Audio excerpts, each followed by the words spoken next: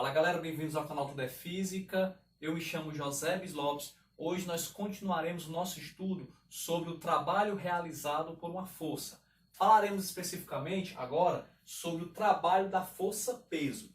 Em aulas anteriores nós vimos que peso não é a mesma coisa que massa.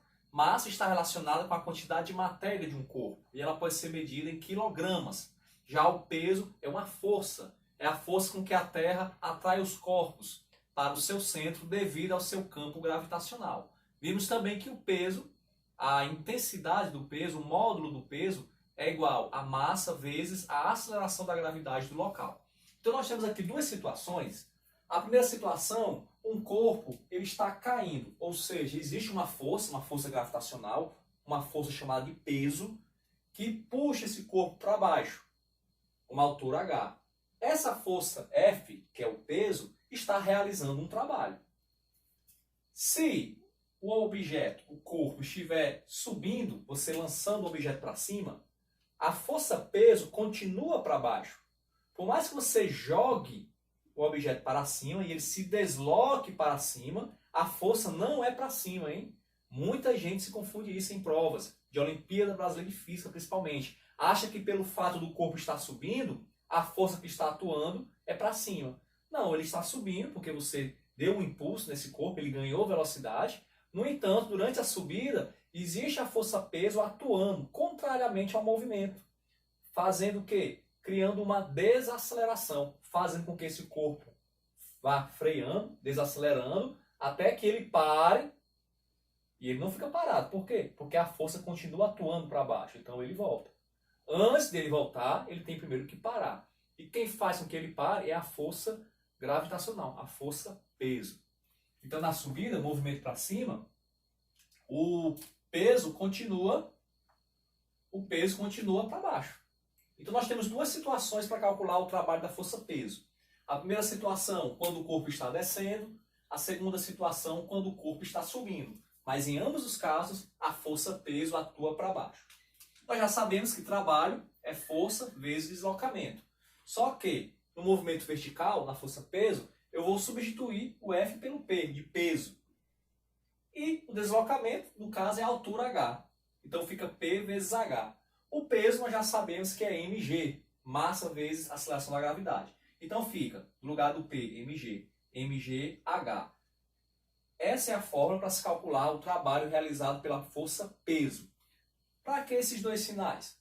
Porque se o corpo estiver descendo, a força-peso está a favor do movimento. E nós vimos na aula anterior que quando a força é a favor do deslocamento, o trabalho é positivo. É chamado de trabalho motor. Então aqui é na descida. Na descida, trabalho positivo, trabalho motor. Na subida, a força é contrária, o peso é contrário ao movimento. Então é um trabalho negativo. É um trabalho resistente. Aqui na descida. Então esse mais ou menos vai depender se é subida ou descida. Na descida, trabalho motor, positivo. Na subida, trabalho resistente, negativo. Trabalho realizado não porque está levando o corpo. É o trabalho realizado pela força-peso que eu estou falando, ok? Nós temos aqui também outra situação bem importante, que é muito comum cair também na UBF. Imagine na situação 1, um corpo cai em linha reta, uma altura H. Está aqui o seu peso. Ou seja, o seu peso realiza um certo trabalho. Na situação 2, suponhamos que esse corpo descreva uma trajetória diferente, não é em linha reta. No entanto, a altura ainda é h. O trabalho realizado pela força-peso na situação 1 é igual ao trabalho realizado pela força-peso na situação 2. Porque o trabalho do peso não depende da trajetória. É muito comum ter questões, pegadinhas para fazer você errar. Não importa a trajetória do corpo. O trabalho realizado pela força-peso só depende da altura, do deslocamento vertical entre o ponto de saída e o ponto de chegada. A trajetória não interfere, ok? Vamos fazer aqui um exemplo para a gente concluir a aula de hoje.